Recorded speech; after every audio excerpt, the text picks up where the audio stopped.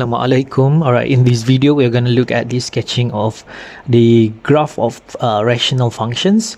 So we have something like this. Alright, so like for example we have y equal to 1 over x, y equal to 2 over x minus 3, something like this.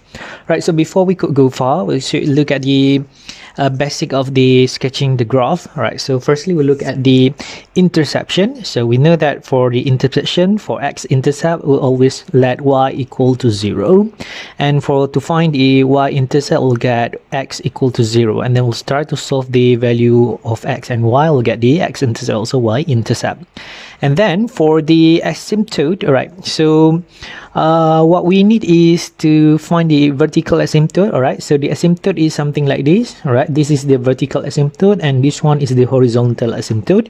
The asymptote is actually the line that the graph will never touch it. Alright, so it's like a kind of boundary, right, that separate both the graph. Alright, so for vertical asymptote it's very easy. You just take because your rational function should be in fraction form. Like for example, we have y equal to what do we call numerator divided by denominator. So in this case, your vertical asymptote, you just let your denominator equal to 0, denominator equal to 0, and then we'll get x equal to something is your vertical asymptote, right? So for the horizontal asymptote, you just need to find the what do we call the limit as approaching plus minus infinity. All right, so plus minus infinity of that function. All right, suppose that function fx.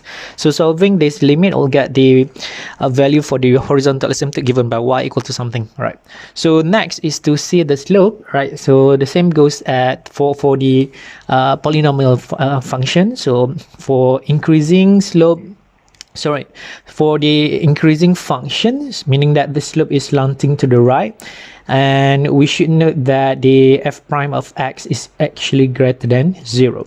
So what is increasing? The increasing function fx is increasing. All right, so fx is increasing, but to check it, we have to check the f prime of x. All right, so for the decreasing is something slanting to the left. All right, and the value of the f prime of x should be less than 0. So what is it that decreases? It is actually fx. The function is decreasing, but to check that, we'll have to find the f prime of x, and it is less than 0. All right, so for concavity, all right, for concavity is the shape of the graph. If it is concave up, something like this, so we have to check the double differentiation. All right, f double prime of x should be greater than 0, and for the concave down, f double prime of x should be less than 0, meaning that we have to find the second derivative of the function. All right, so to illustrate this, let's look at example number 1 here. Suppose we are asked to sketch the function of x equal to 2x over x minus 1. Right, so firstly, the first step that we have to do is actually to find the x-intercept and also y-intercept. All right, so we have to find the x-intercept and y-intercept in this case. So to find the x-intercept, we'll let y equal to 0, or we let the function of x equal to 0. So when this will become 0, 2x over x minus 1 will become 0. When will it become 0? When only considering the upper parts, the numerator will become 0, because you cannot have your denominator be equal to 0 unless if not, it will be infinity. All right, so you should let the 2x equal to 0. In this case, you should have x is equal to 0.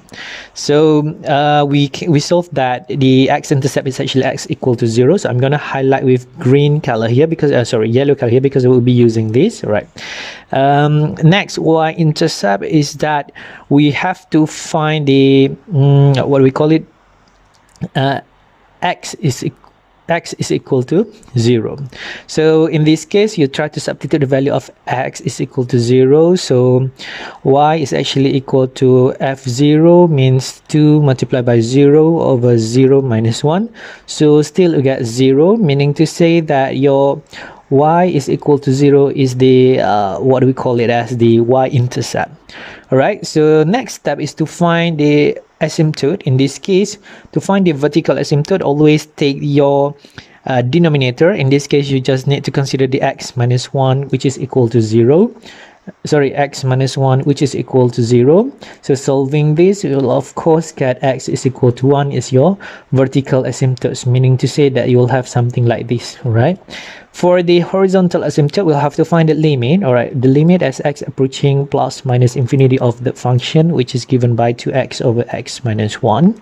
Right, so to solve this, we should recall that we have to divide the highest power of x that occurs in the denominator. In this case, we'll have to divide with x. So each of the term at the numerator and also denominator will have to be divided with x. So we'll have something like this, right? So solving this, we'll get something like limit as x approaching a plus minus infinity will give us 2 over, all right, 2 over 1 minus 1 over x. So substituting the value of x will be with infinity will give us 2 over 1 minus 0. So this is actually 2. So we have to take note that the value for the horizontal asymptote is actually y equal to 2. So we'll have something like this. This is your horizontal asymptote at y equal to 2. So I'm going to highlight this because we will be using this, all right? All right, so next step is to find the interval where the function is increasing or decreasing, all right? So to do that, we have to find the differentiation of the fx. So in this case, we cannot simply differentiate it unless to use the formula, which is the uv.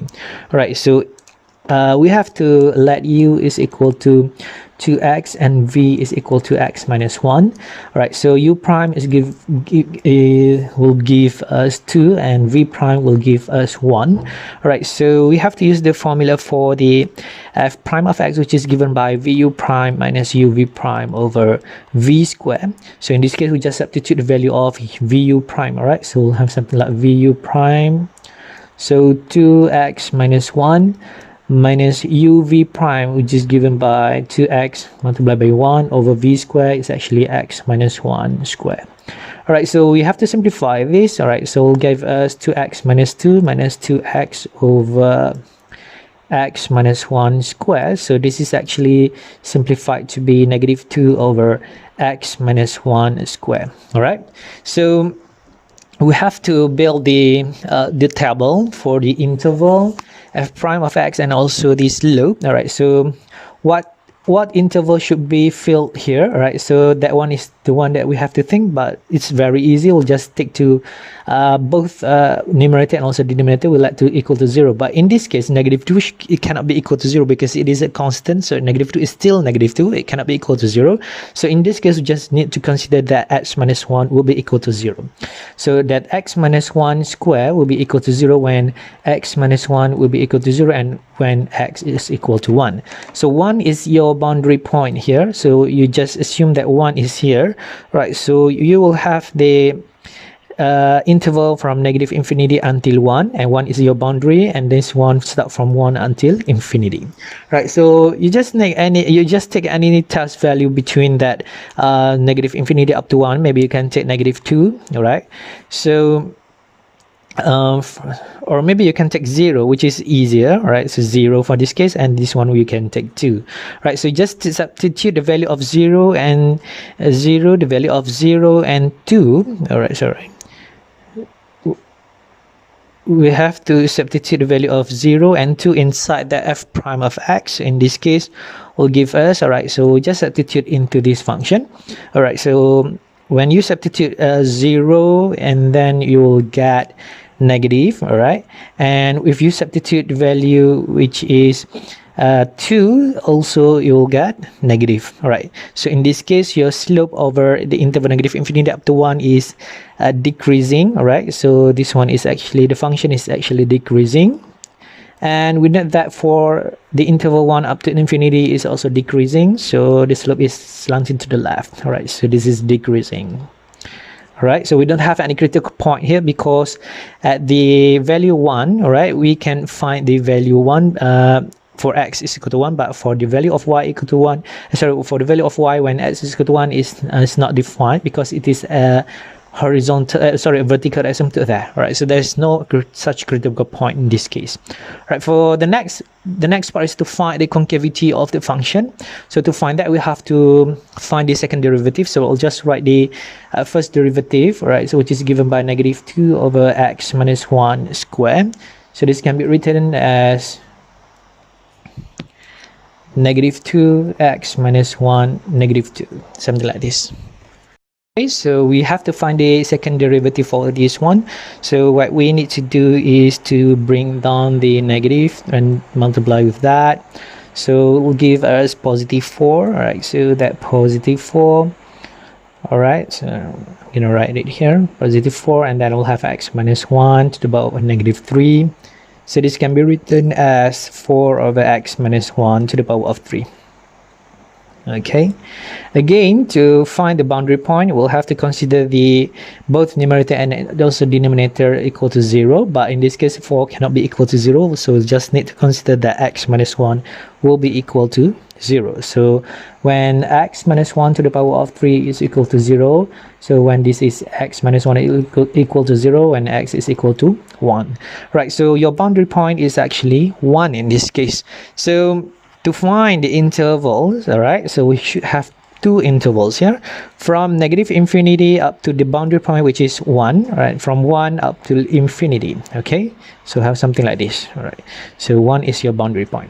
So take any test value within that interval. It can be 0, that one can be, maybe you can take 2, right? So substituting 0 inside that f double prime of x. All right, so this one should be f double prime of x. All right, so you have to substitute the value of 0 inside this function, will give us -4. All right, so that one is negative, and if you substitute the value of x with 2, so we'll get 4 positive. All right, so we know that this is actually concaving down. All right, so this is concave down, and this one is positive, so of course this one is concaving up.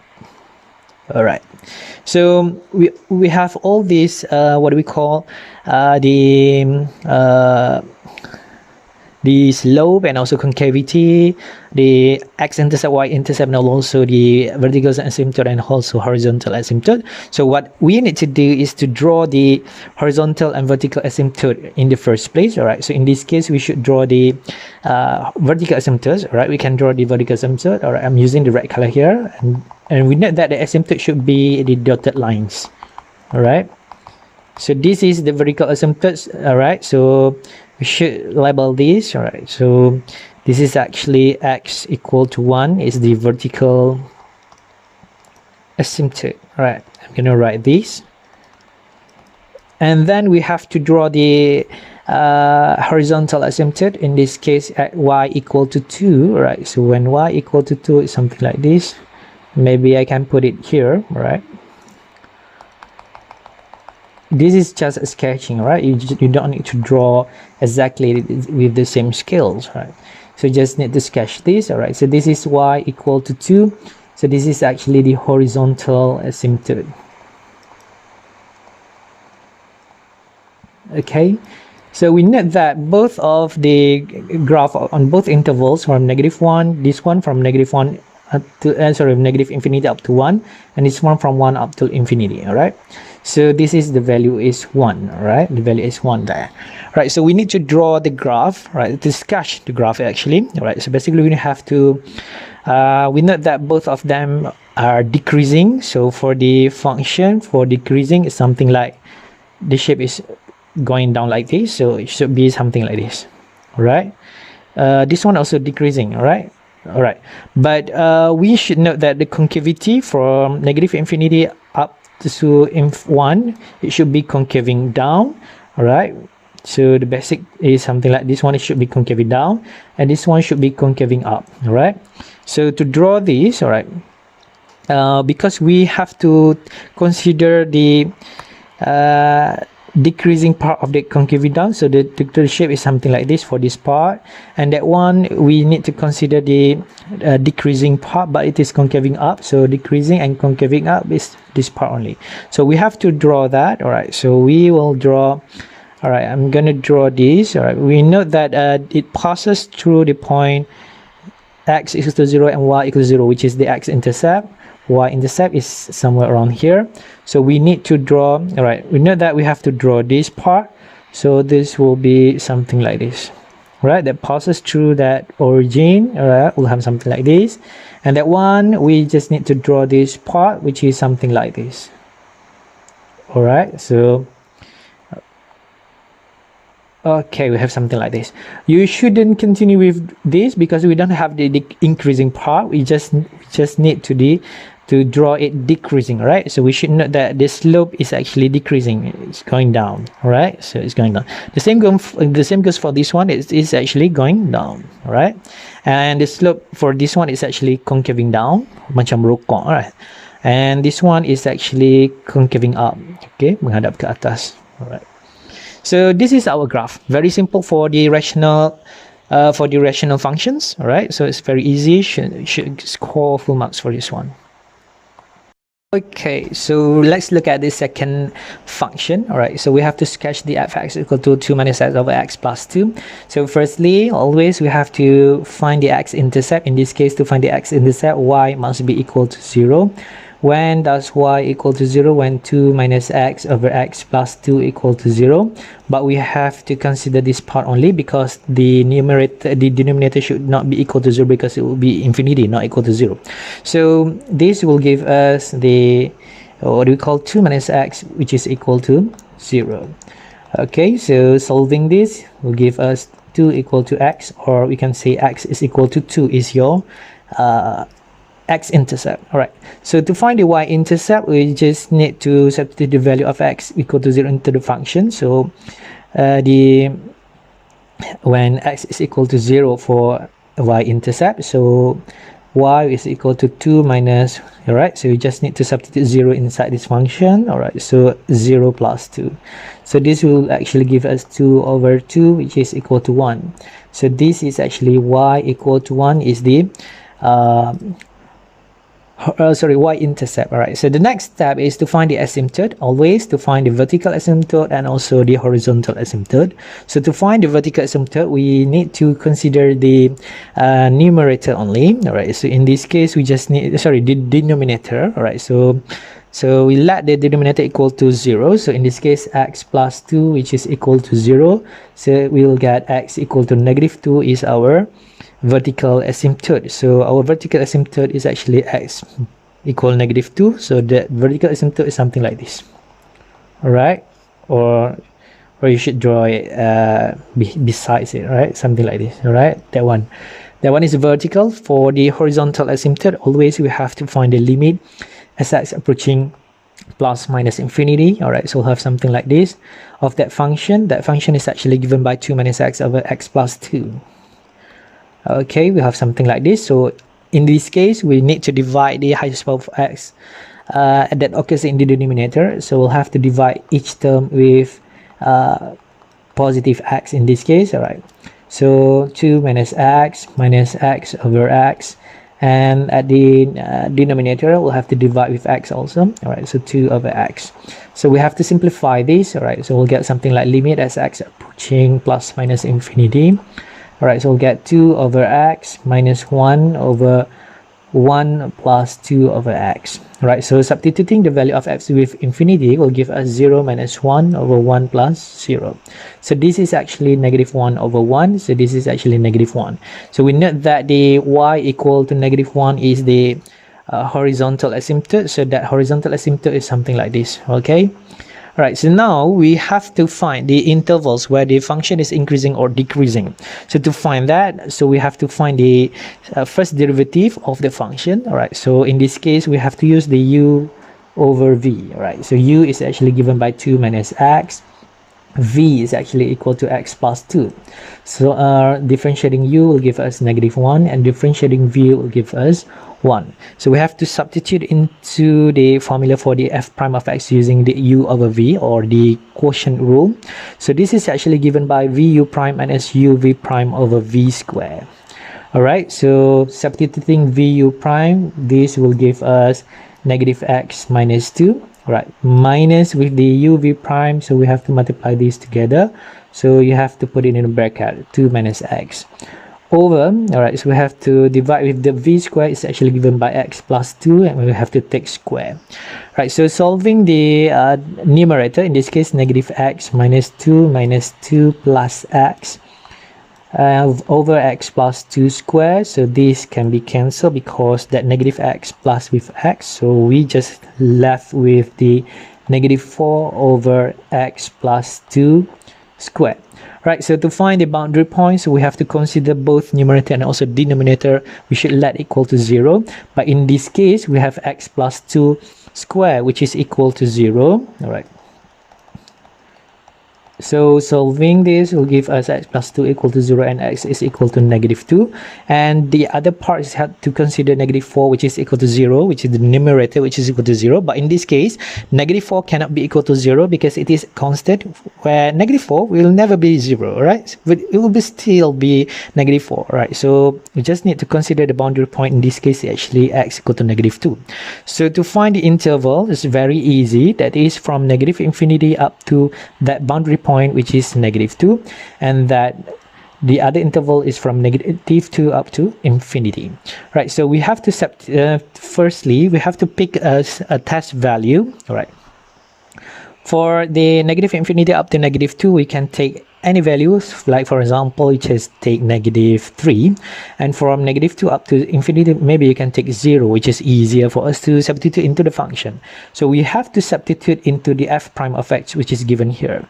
So we will firstly try to substitute the value of x with -3, so we'll still get positive, right? And when we substitute the value of x with negative, all right, we'll get negative. All right, for the x is equal to 0, all right, if you substitute inside this function, will also give us a negative value. So we note that the slope is actually slanting to the left for both intervals. So we know that the function is actually decreasing, all right, on both intervals. So decreasing. Okay, right, so next step is to check the concavity of the function. Right, so to check the concavity, we have to find the second derivative. Right, so firstly, I'll just rewrite the first derivative, which is given by -4 over x plus 2 square. So I can rewrite this as -4 x plus 2 to the power of -2, so that it is easier for me to differentiate this. All right, so we can differentiate this actually by bringing down this -2 multiplied with that -4 will give us 8 x plus 2 to the power of -3. All right, so this is actually at 8 over x plus 2 to the power of 3. Okay, so in the next step is to find the boundary point on both what we call numerator and also denominator. All right, so we can consider both of this, which is equal to 0, but 8 cannot be equal to 0, so we just need to consider the denominator. So that x plus 2 to the power of 3, which is equal to 0, will give us x plus 2 equal to 0 and x is equal to -2. So we note that -2 is the boundary point here. Right, so to find the interval, so we note that the intervals, so for this height from -infinity up to that -2, and the interval from that interval is actually -2 up to infinity. Again, we can take any test value, which is, for example, we take -3 there, and we can take 0 here, and we need to substitute into the f double prime of x here. All right, so which is given by this function. When you try to substitute the value of x with -3, you will actually get 8 over -1 to the power of 3, then we'll get -8. So this is actually given by negative number. All right, when you substitute the value of x with 0, so where it will give us 1, so that one is actually positive. So we note that the slope is actually concave down. All right, so the function is concave down, and this one is positive, so the function is actually concave up. All right, so we have all these values. We can actually draw the graph. We note that firstly we have to sketch the vertical asymptote and also horizontal asymptote. So the vertical asymptote at -2 and y equal to -1. So we should consider this part. All right, when x is equal to -2, maybe somewhere around here. All right, so this one is x equal to -2, and that y equal to -1 will be somewhere around here. Okay, let's just take it here. All right, so that one is y equal -1, so this is -1 here. All right, and that one is -2. and that one is x equal -2 is the vertical asymptote. So we need to consider, right, so we know that for the from -infinity up to -2 the function should be concaving down, but we should know, right, so but for the -infinity up to what do we call -infinity up to -2 up to infinity should be concaving up. But we need to consider the decreasing part only because it is given here decreasing, right? So the decreasing part of the graph is actually given by this part only, all right? And this part decreasing is actually this part. All right, so we have something like this. So firstly, this one is easy. So we just draw something like this, right? The decreasing and concaving down. And for that part, you should consider the x-intercept and y-intercept, x equal to 2 and y equal to 1. So in this case, x is equal to 2, y equal to 1 is somewhere around x is equal to 2 and y is equal to 1 is somewhere around here, alright? So meaning to say that we have to pass through this point. That one is the meaning of x-intercept and y-intercept, right?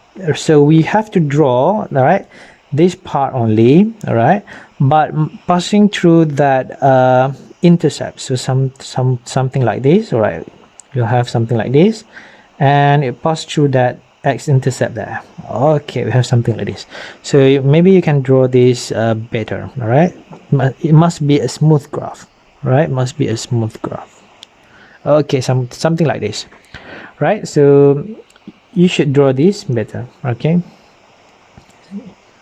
All right, so we already draw the graph for this type of function, right? It's very easy. So we should note that we have to draw the vertical asymptote and horizontal asymptote first, and then we have to consider the decreasing part and its concavity. Right, in the third example here, we are given with this function. So before we start with the finding the x-intercept, y-intercept, we should simplify this function to be a single fraction, all right? So what we need to do is actually to make the denominator to be the same. So we have to multiply with x minus 3 here. So we'll have something like 3 over x minus 3 plus 3x minus 3 over x minus 3, right? We have to multiply the numerator and also denominator. So we can simplify this to be 3 plus 3x minus 9 over x minus 3. All right, so this can be simplified as 3 minus 9 is actually -6, or 3x minus 6 over x minus 3. All right, so we actually have this type of function. All right, so to find the x-intercept is very easy. We need to consider y equal to 0, meaning to say that the function is equal to 0 when 3x minus 6 over x minus 3 is equal to 0. When this will be equal to 0 when only the 3x minus 6 equal to 0. All right, so 3x minus 6 is equal to 0. Solving this will give us 3x equal to 6. So this is actually x is equal to 2. So that x is equal to 2 is our x-intercept. All right, so x equal to 2 is the x-intercept. Next is to find the y-intercept. So when can we find the y-intercept? When the value of x is actually equal to 0. So we substitute the function, the value of x is 0 into this function. So we'll get us, all right, so when x is equal to 0, so we'll give us 3 multiplied by 0 minus 6, all right, over 0 minus 3. All right, so this will give us -6 over -3. So this is actually 2. So the y-intercept is actually y equal to 2 is the y-intercept for this function, right? So next is to find the vertical asymptote and horizontal asymptote. Again, for the vertical asymptote, we just need to consider the what we call the denominator, which is equal to 0. So we have that x minus 3, which is equal to 0. So solving this will give us x is equal to 3. So x is equal to 3 is our vertical asymptote, and we know that the vertical asymptote is something like this, right? So for the horizontal asymptote, we have to find the limit as x approaching plus minus infinity. So for the x approaching plus minus infinity of the function, which is given by 3x minus 6 over x minus 3, right? So we have to divide with the highest power of x that occurs in the denominator. In this case, we have to divide each term with x, all right? So we'll give us 3x divided by x, 6 divided by x, x divided by x, and 3 divided by x. So this can be simplified as limit as x approaching plus minus infinity, all right? So we'll have 3 minus 6 over x over 1 minus 3 over x. All right, so next is to substitute the value of x with infinity will give us 3 minus 0 over 1 minus 0. So this is actually 3. So our y equal to 3 is the horizontal asymptote, and the horizontal asymptote is something like this. All right. So next step is to check on which intervals does the function increase or decrease. So to do that, we have to find the differentiation. All right. So firstly, we'll just write the fx, the new function, which is given by 3x minus 6 over x minus 3. All right. So to find the differentiation for this function, we'll have to use the u over v. All right. So that quotient rule. So v is actually given by x minus 3. So finding u prime will give us 3. Finding v prime will give us 1. So to find the f prime of x, we'll have to use the formula vu prime minus uv prime over v square. Right, so substituting the value of vu prime, vu prime is something like this. So 3x minus 3 minus this multiplied by this, put in the bracket 3x minus 6 over v square is actually x minus 3 square. All right, so we have to expand the numerator. All right, so 3x minus 9 minus 3x plus 6 over x minus 3 to the power of 2.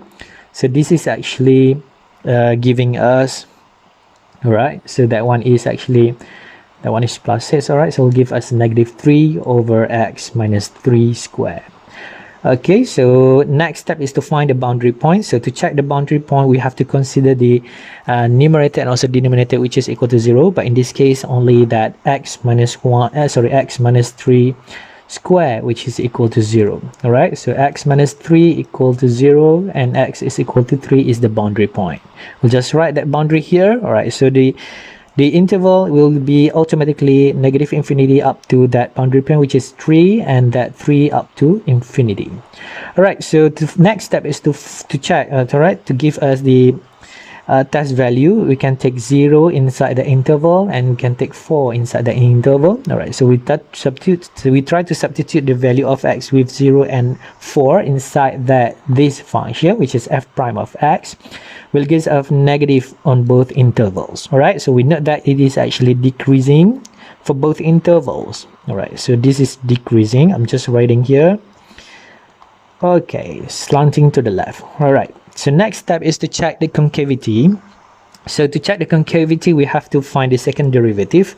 In this case, I will just rewrite that f prime of x to be negative 3x minus 3 to the power of negative 2. All right, so we have to find the second derivative. So we'll bring that negative 2 in front and multiply it together with the negative 3 will give us 6. X minus 3 to the power of negative 3. So this is actually can be written as 6 over x minus 3 to the power of 3. So again, we have to find the boundary point. In this case, we need to consider that x minus 3 to the power of 3, which is equal to 0. X minus 3 equal to 0 and x is actually equal to 3 is the boundary point. So that boundary point is that interval should be negative infinity up to 3 and that 3 up to infinity. We can take any test value within that interval. Maybe I can take 0 in here and then take 4 here. You can take any values as long as it's inside the interval. You don't take that boundary point. All right, so that 0 and 4 is there, so we have to find the second derivative, right? When x is equal to 0 and x is equal to 4, we try to substitute the value of x with 0 inside this function will give us negative. And if you substitute the value of x with 4, will give us positive number here. Right, so this is actually concaving down and this is concaving up. Right, so I'll just write concave down, concave up. All right, so we have something like this. So we need to draw the graph. So to draw the graph, we need to consider the vertical asymptote and horizontal asymptote in the first place. So x equal to 3 and y equal to 3.